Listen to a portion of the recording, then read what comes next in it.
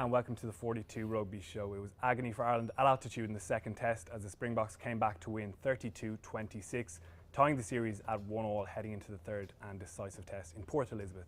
We're joined today by Gavin Duffy, the former Ireland and Connacht fullback, to analyse Ireland's defeat and look towards that third test. We'll be talking about the effects or lack of effects at altitude.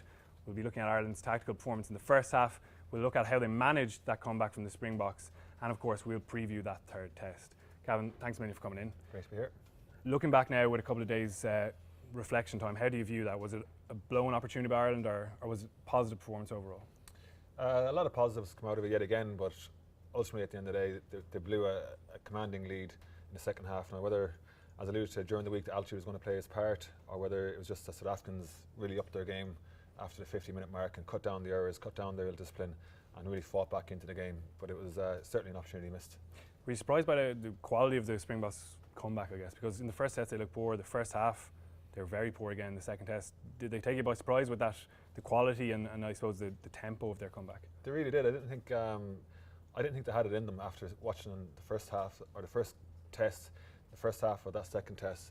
The one thing I didn't think was it have the togetherness and the unity to. It just needed that effort for everyone to come collectively, and I didn't think they had that. I didn't think they'd have, under a new coach as well, I thought there might have been a lot of fractions, possibly not being able to pick the best 15, that there's all the quotas in place, and I just didn't think they'd have that togetherness to summons it in the dressing room at half time to say, right, let's go and do this collectively, because they had struggled, and a lot of it was, as I said, ill discipline, a lot of unforced errors, and a lot of it due to Irish pressure as well. Like, in terms of how Ireland managed this third test now, where do you think they are, I guess, psychologically? Because you've given up 29 points in the last 25 minutes of the second test. The Springboks seem rampant, the crowd is behind them, they've got emerging stars like Ruck and Combrink now, and it feels like momentum totally shifts that way. Are they in a bad position, do you think, now, mentally as well as on the scoreboard at 1-0? Oh, they shouldn't be. They should be in a great position mentally. They brought the series down to the last test. I think if you asked them beforehand, do you want to be in the test or in the series with the last test to play, I think they'd be delighted with that. And again, the command has such a long period of the game that they'll know there's some kinks in their game that they'll have to improve on as well, and I think they'll feel well capable of doing that. Yeah, like you mentioned that command, the first half was very impressive. It was really precise play, quite a narrow game plan, a lot of kicking, but done really well, as they tend to do under Schmidt. They come out from the halftime break and just South Africa seemed rampant. Even like the first attack after kickoff, they spread it wide to wide to wide. They didn't score, but Ireland looked really stretched straight away. Altitude is going to be mentioned as probably the biggest factor there. Do you think it played a big part? I know you have a bit of experience actually of playing and training at altitude. How does it affect players, or does it affect them at all? Well, it was 14 years ago now I played there on the 21s World Cup, and to be honest with you, I don't know, maybe the science wasn't behind it then. We didn't know much about altitude, but I don't remember it being talked about or it being a big effect back then. But certainly it was raised as an issue that could be a determinant factor as the game wore on. And if that was the case, then I would have thought Ireland would have had more of a plan around the introduction of subs to get fresh legs on. But you know, the guys, when they did come on, only got 4 or 5 minutes and weren't really given a chance to impact. And I think the game had gone from Ireland at that stage. They were trailing at that stage. But I think it was just the fact that South Africa cut down the mistakes they were making, which allowed them to build more pressure.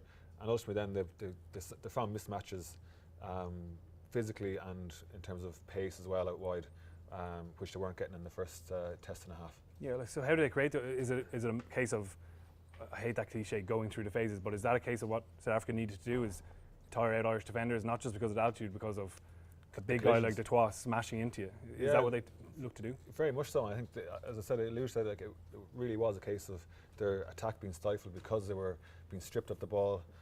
Again, it happened in the first test, it happened in the first 40 minutes of the second test. You had Jackson and Henshaw, Rory Best all stripping the ball off big South African ball carriers. Now that seems to be kind of a new element maybe brought in under Farrell, is that they're not just happy to get in and make the tackle, they're actually really testing the ball carrier. And if they don't get that rip, then the ball carrier, again, for another 2-3 seconds is going to bring that ball closer to his chest, and that makes the poacher's job even easier again. Adrian Strauss, one of the big ball carriers for South Africa, again knocked the ball on in contact. Uncharacteristic mistakes that you expect South Africa to be a lot better at.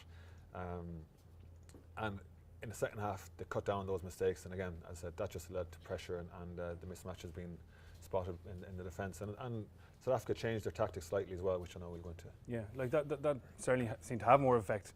Do you think the chat about the altitude and the build-up, do things like that impact on players?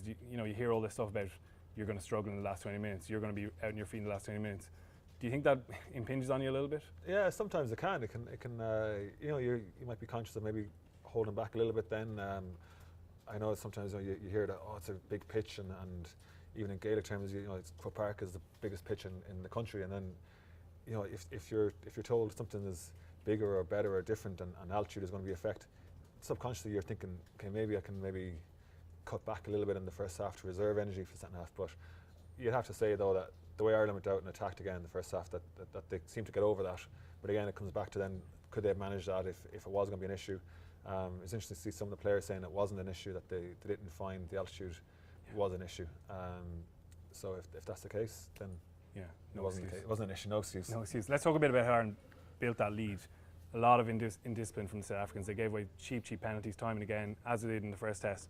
Ireland seemed to almost focus on that as a means to building their way into that dominant lead. It was a very narrow game plan, a lot of one-out stuff, with some good carrying in there. Ruck was probably the finest example. Nice bit of footwork, a bit of fight through contact, good finish, really secure ball placement, nothing revolutionary, but it did seem to play into some of the South African weaknesses. Is that a genuine tactic? Say, look, these guys are giving up cheap penalties, let's just go really basic. Yeah, I think it would be. I think it's, again, they might have identified one-on-one tackling was an issue for South Africa in the first test. Again, it was an issue for the first 50 minutes of the second test. As you mentioned, some good footwork by Ireland. I think it's something that's improved throughout the squad over the last couple of seasons. Is the footwork just before contact. As you said, Henderson likes to spin. Ruck obviously has got the size and the power to put in a handoff as well as footwork. And then once it got in behind South Africa were very disciplined at the breakdown. But Ireland, the way they were playing, again, which led up to the first try, there was 4 or 5 guys in every ruck. So that stifles any kind of ambition to go wider. But Ireland were quite happy with that. You could see that the backfield were always pointing out for spaces in behind. And ultimately that's what led to the first try when Jared Payne spotted the Mvovo up and Jackson put up the high ball. So Ireland knew if they retained the ball, they'd either get penalties out of it, but they're quite happy then if it was slow ball, they were going to kick it anyway. And you saw that right throughout the game where even Conor Murray was box kicking from 10 yards inside the South African half. Yeah, just before we go on to the actual try, you mentioned that maybe overcommitment to Ruck. We've talked about that defensively actually with Ireland, that in their 22 sometimes they're going too strong for that steal, but going forward there's often, I put the Ruck stats together sometimes after the match and it's time consuming, but it's revealing in that there's often like 2 or 3 guys kind of just hanging off the edge of the ruck, not really doing anything. Do they need to be better at that kind of decision making of going, hang on, I can actually get around the corner? Maybe it might not be the next carry, but it's the carry after that and it's a bit of width for my attack. Yeah, and I said it can be a big issue, especially as the game goes on, and that last, when they turned over the ball off the line out with 5 minutes to go, there was like a minute and a half. Got up, yeah. Yeah, 2 minutes of play there, and there was over 12 collisions in that, and at some stages you're kind of going, he probably shouldn't have gone in there, or maybe come back or get around the corner quicker. So especially as the game wears on and if fellas are feeling the effects of a hard 75 minutes, that maybe you might be better off leaving the ruck, filling the park and getting the line speed and trying to attack, trying to defend in a different manner. Yeah, certainly one little work on. Let's look at that try that ended up with Devon Toner boshing over for another beauty from a big second row. What's the scenario backfield here for South Africa? I think you mentioned Jared Payne caused the space. I think he identifies Mvovo up in the line, and it's Elton Yanti's back on the 22. Leroux had been involved here chasing a chip, which was kind of the source of the possession, so he's only getting across here. Yeah.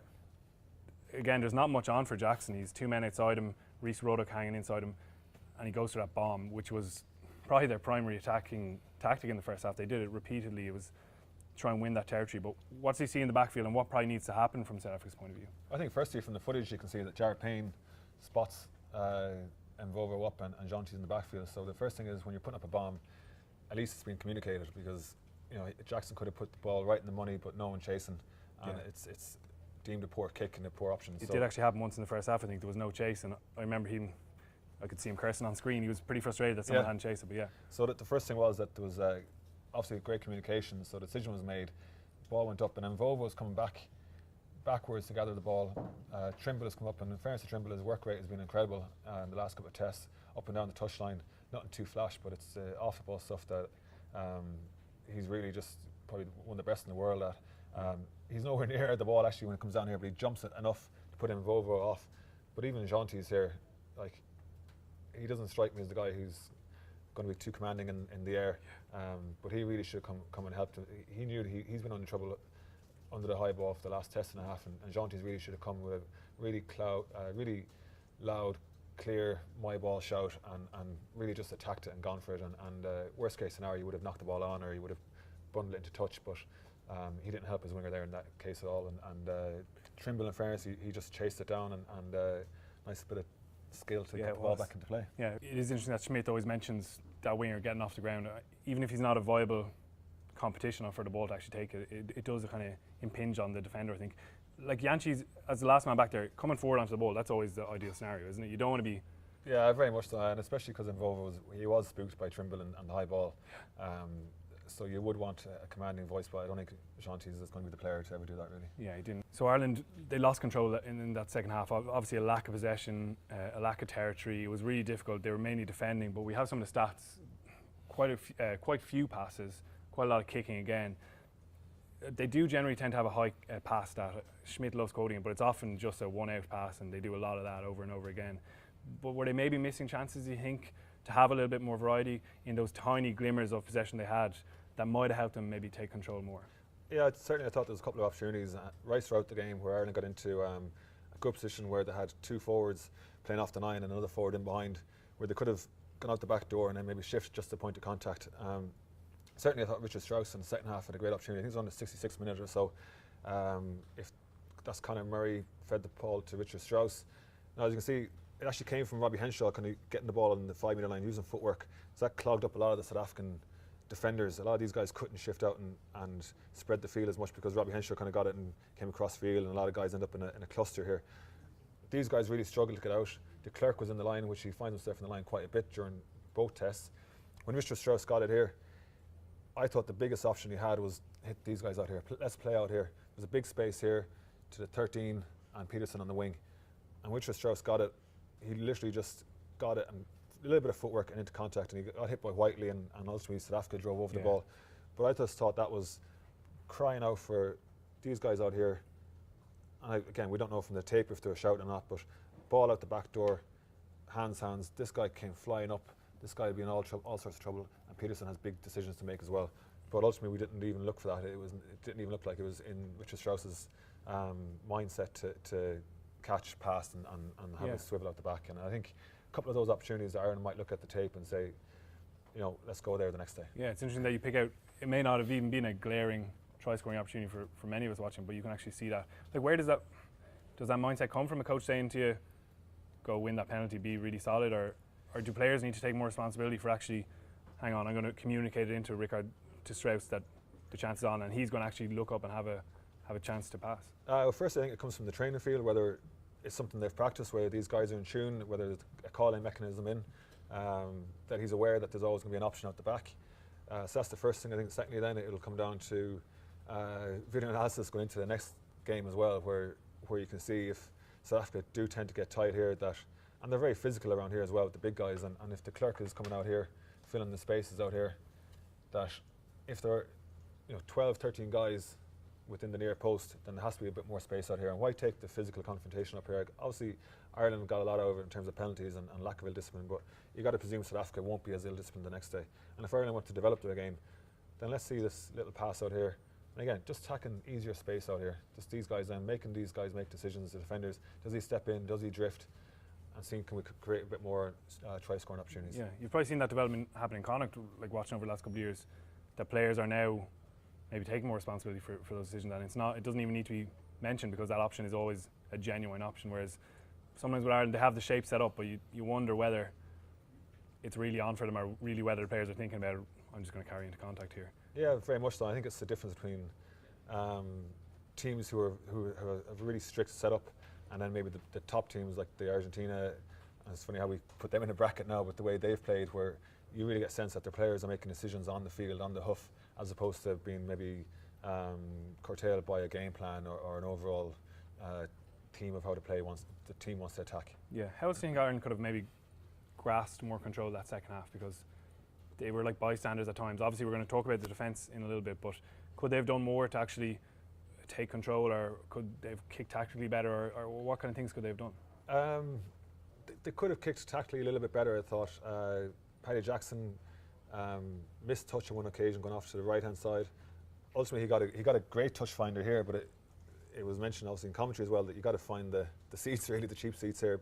South Africa took a quick line out and ultimately scored down the right touchline from the counter-attack. So there's a little elements where when the ball is left on the park, off clearing kicks, the South Africa did look dangerous and begun to assert some dominance off the back of that loose kicking. I'd like to see Ireland being a little bit more adventurous, perhaps from the halfway line up. And as I said, Conor Murray was box kicking from the 10-metre line.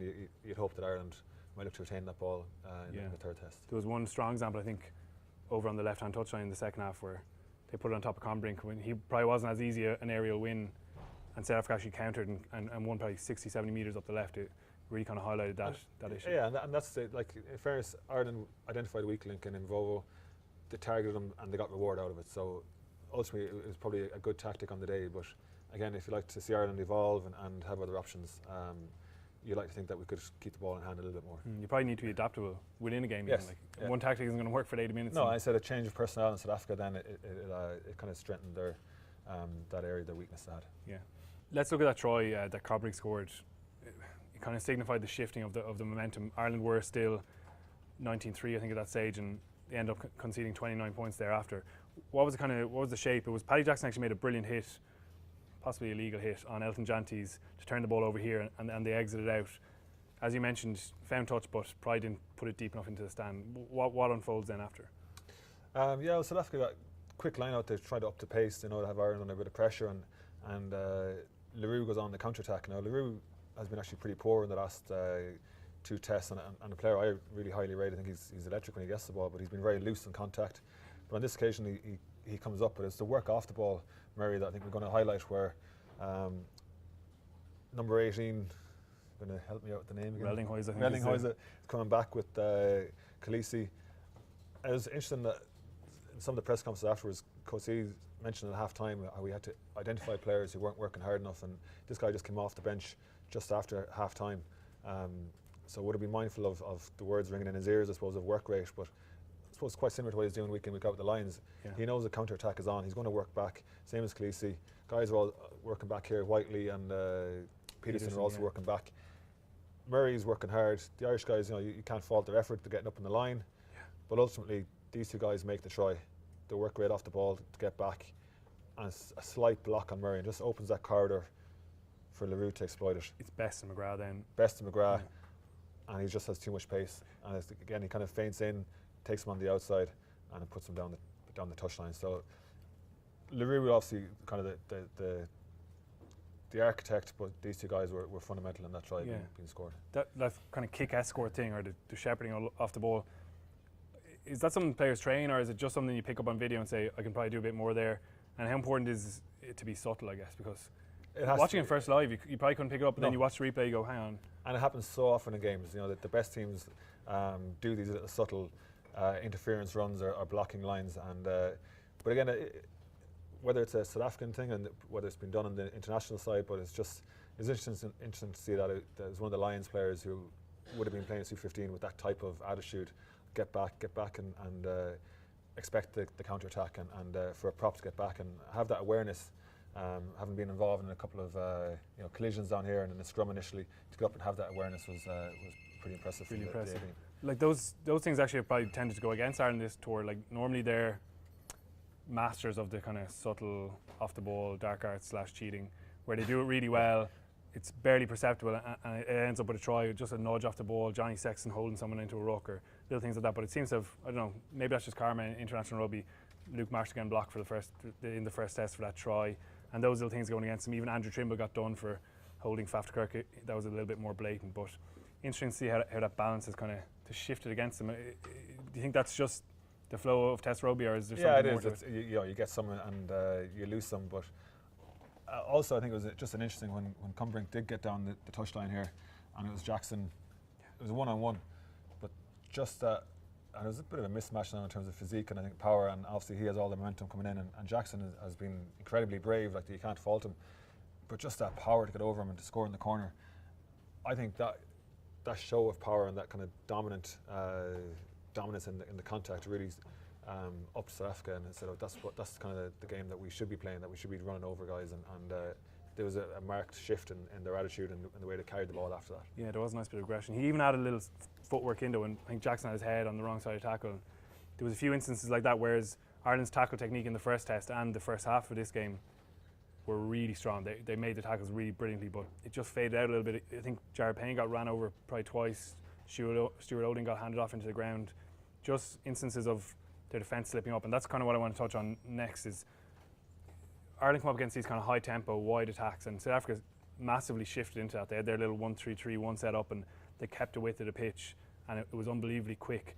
Ireland really seemed to struggle against that, and I know every side would. It's tough to defend against, but is it a concern that maybe when they come up against that style of attack that they start sitting off, they start soaking tackles, and they start becoming, I guess, passive?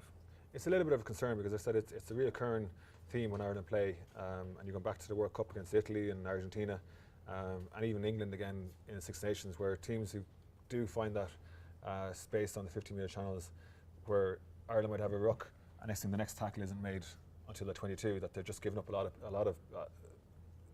of space and a lot of territory without being combative. And then I suppose that the theory is that once the ruck develops down here, that Ireland will have a full line and come back up off the line and win those collisions. But the way South Africa set up, once they got down to that touchline, they had such big ball carriers, and because they got front foot ball, they're really piling on the pressure here, and they set up similarly on 2 occasions in the second half, and I no doubt they'll go there again, but will Ireland defend differently? It'll be interesting to see. So how do they manage that a little bit better? Because ruck in the middle of the pitch is extremely hard to defend. Obviously, you've got so much space to cover, but Ireland tend to, I guess, they drift off, and what you ideally want is, do you want to finish with a little push on that very edge, or how does it work? Yeah, it's interesting. It was off the line actually, and they had 3 ruckers initially, and the prop from the backline are coming in to join that ruck. So they had their pod set up there. They had their 10 Shanties were still alive. It was 12, 13. They had another runner in here, Strauss, fullback winger. And they actually had Peterson as well as a threat. So when Ireland were faced with that, I think they had Best, Ruck, Olding, Henshaw, and obviously Gilroy and Jared Payne back, and he's going to ultimately close the gate. So I think it's a big decision to make, and it's one that Farrell ultimately will make in terms of what's the process here. Is it take the space off, force them to go wide, force them to go over the top, and allow these guys to cover back in here once that ball goes over the top? Is Jared Payne come up to close the last man if Gilroy gets him, or are they just up and out and allowing Gilroy to make that tackle, and Payne obviously stayed on the tram line? So it's decisions to be made, and Ireland and Payne defended differently on 2 different occasions. On this occasion, what they did was when the ball came out, de Klerk, and again on front foot ball, he looks such a different player. He really is living up to some of the hype when it's on front foot ball. It goes missing at times, I do believe, but when he comes out here, that just sits everyone back on the toes. So it's actually very hard to get off the line there in that situation. He had an inside runner, 12 and 13, who are big guys. Delonde loves the crash ball. Big guys running hard. Olding holds for him. Henshaw holds for him. Ball was out the back to Jonties. He now has Peterson on the inside. Leroux on the winger. Now the issue facing Henshaw and Olding is if they push off too early, he'll drop Leroux back inside into the gap here, because these guys would have blocked Olding and Ruddock off. If they go soft like they did, they're obviously going backwards, and next thing, Jared Payne is making the tackle down here inside the 22, and he's giving up 20, 30 yards without even making a tackle. And as I said then, as it progresses, South Africa have their big ball carriers then. They had Adrian Strauss coming in, they had Detroit coming in, and then they still have their 12, 13, they had Whiteley over here in the wing, their winger, and Jonties all alive over here, and Ireland ultimately had Jackson, Murray, and Trimble, and eventually Whiteley scored in the corner, but it was just an interesting tactic that South Africa rolled out in the second half, and as I said, so how did Ireland adapt to that, or did they defend differently in response to that? They did, and then as I said, South Africa, same setup off a 4-man line out, hit the pot at 3 up, same setup again coming off the first phase, 12 and 13 running hard and very, very flat. De Klerk coming out wide. He hit Delonda on this occasion, so there's another ruck there. Quick ball, Shanties, Leroux. On this occasion then, Jared Payne obviously had made the tackle down here on the first occasion. On this occasion he comes up, shuts the space down, decides, right, well, I'm not going to give him the winger 20, 30 yards to run at me. Leroux sees that, grubber kick in behind, foot chase with Peterson and Leroux, and in fairness to Greg Gilroy, working hard off his left wing, gets all the way across, and Robbie Henshaw drops back as well, and ultimately kicked the ball into touch, which led to the line out. South Africa held up short, led to the scrum, and ultimately a try under the post. So that type of play was allowing South Africa carry the ball, gain territory, but also find that space in behind when Jared Payne defended differently. So it was good play by both South Africa in terms of how they attacked, and ultimately then Ireland adapted second way, and they ultimately gave up field position, but Greg Gilroy and Jared Payne were also on the same page. Okay, interesting tactical ploy from the box. Like, players thrive on a real simple message. I think. What do you think Andy Farrell's key message this week is going to be? Is it that they do need to be a little bit more aggressive even when the Boks are using that wide kind of play? Yeah, I think so, because ultimately it'll come down to making your first tackles and your first up tackles and stopping the Boks on the gain line, because that just stifles their attack. I'm not too sure if South Africa have it in their skill set right across their team to be able to pull the ball back or to go out the back door. I think their first initial thing is Steph du Toit and Estebanez is to carry the ball into contact. So I think Ireland can still be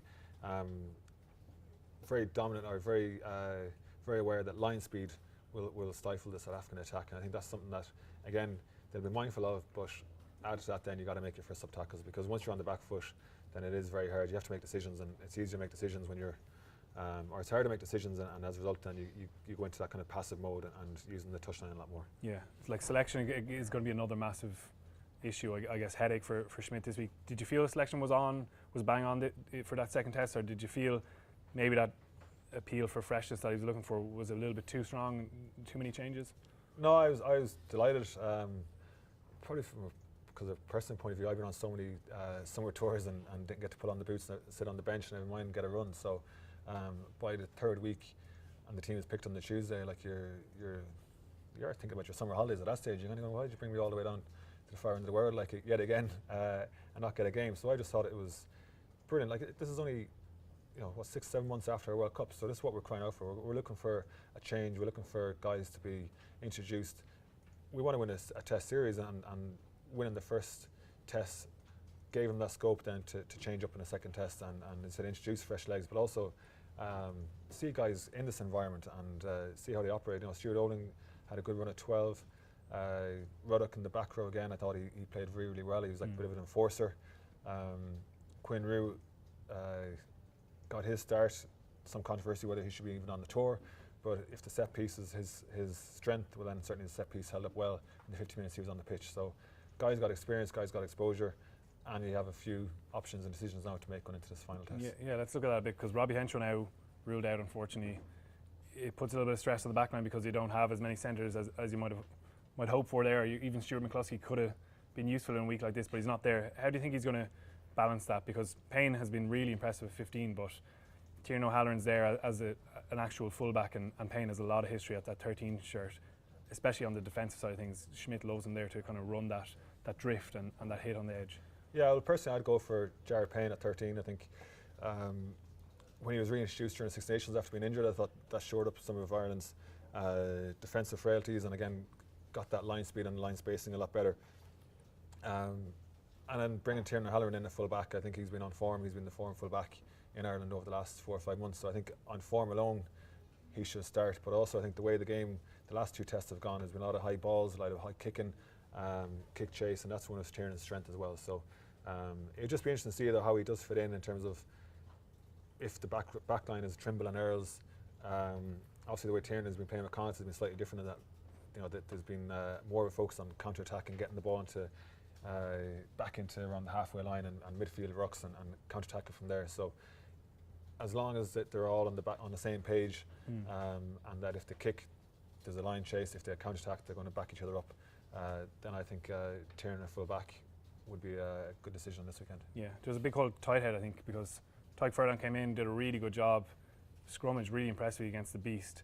I think Ireland were a bit unhappy with any suggestion that Mike Ross had been dropped, but how do you think that selection is going to go? If we're going to predict an Ireland team, is it Joe going with the kind of tried and trusted Mike Ross, do you think? Well, certainly I think against South Africa, against most international teams, you've got to get your set piece right, and that's rugby in general. And it's been such a strong point over these last 2 tests, bar the scrum, I think, in the first minute or the second minute of the game where the penalty was given up. But if you're looking for the overall picture, I think you've got to stick with Furlong. I think Mike Ross is 36, 37 years of age now. He's been an incredible servant to Irish rugby and Leinster rugby, but I do think now is the time for that change to happen and let Furlong get a run at caps. And I think he's proven now he can do it in the scrum, and I think he only adds a little bit more around the park as well. Yeah, I wouldn't be surprised if Mike Ross is there packing down, providing that bit of experience. The back row is probably an interesting one. You mentioned that Rhys Ruddock delivered an outstanding performance at 7 again, but Jordy Murphy's had a week off to freshen up. Ian Henderson can slot back into the second row, and maybe you have a better balance of that back row and second row strengths. And you have CJ Stander obviously coming back as well, and what an occasion it will be for him, and you'd like to think that he'll get another crack at it.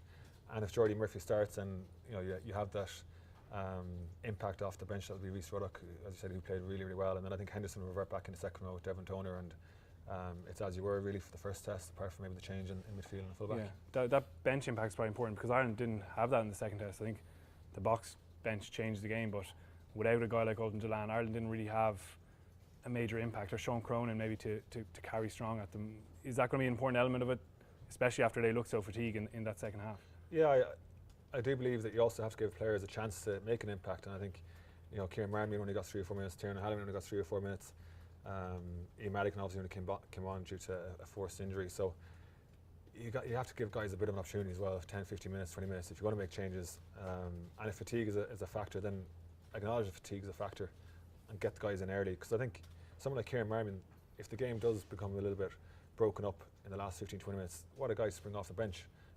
South Africans don't know anything about Kieran Marmion. I don't believe they would have watched Pro 12 matches necessarily. Bring him on, spring him on. Let's see what he can do. Also, then I think you mentioned Ultan Dillane. I think he could make a big impact again in this second test. And Sean Cronin, Rory Best is obviously an outstanding captain. Will start every game for Ireland once he's fit and available. But I just think coming off the bench in test matches where the space will only really open up in the last 10-15 minutes, I think Sean Cronin has to be on the bench. I think he just offers that a little bit more spark. Richard Strauss and himself struggle in the lineouts. Everyone acknowledges that. I think it was a turning factor again with 5 minutes to go that we lost the lineout that ultimately cost us. But if both Cronin and Strauss are struggling in that area, that department, Sean Cronin offers a lot more than Richard Strauss does around the park. So I'd have Cronin ahead of Strauss on the bench as well. Yeah, some interesting calls. What's your overall sense of this game? Are you worried about what's going to happen in this third test? Or are you very positive that what we've seen from Ireland is going to allow them to wrap up a first ever series in South Africa? Oh, I'm very positive that Ireland can wrap this up. I think that Schmidt is a good coach, that Farah's a good coach, so you think they're going to learn a lot of lessons, and it'd be interesting to see whether they implement those and at what kind of stage of the game that these little subtleties might be introduced, and if they are introduced. However, I do think South Africa now, as I said, I would have questioned their unity, their togetherness, but from that last 30 minutes, I think that would have brought that team closer together. That's that adversity to come out of that black hole that they spoke about at half time. That's going to bring them on as well as a new team. You'd imagine they're not going to be as ill-disciplined. You'd imagine that they're going to tighten up on the ball, that they can't be as loose as they were for 3 weeks in a row. But I do think Ireland have every opportunity. As I said, there's a couple of changes to be made again. I think they can go to another level this weekend. Yeah, it's going to take something absolutely massive. Gavin, thanks a million. Really appreciate your insight. Thanks everyone for watching at home. Don't forget to subscribe on YouTube. We'll be back next week, hopefully looking at a first ever series win for Ireland in South Africa. Cheers.